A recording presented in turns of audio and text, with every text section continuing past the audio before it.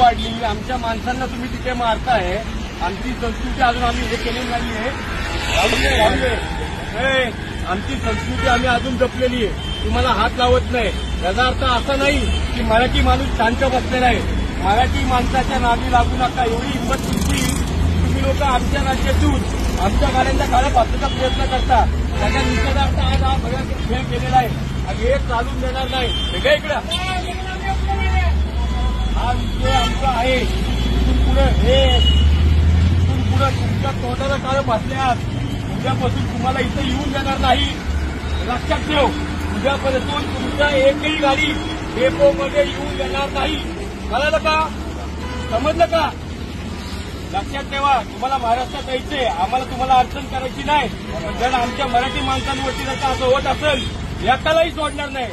ते तुमच्या सरकारला आम्ही म्हटले माफी मागा, मराठी माणसाची माफी मागितलेली नाही.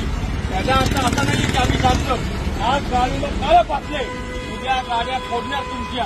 एवढं लक्षात ठेवा.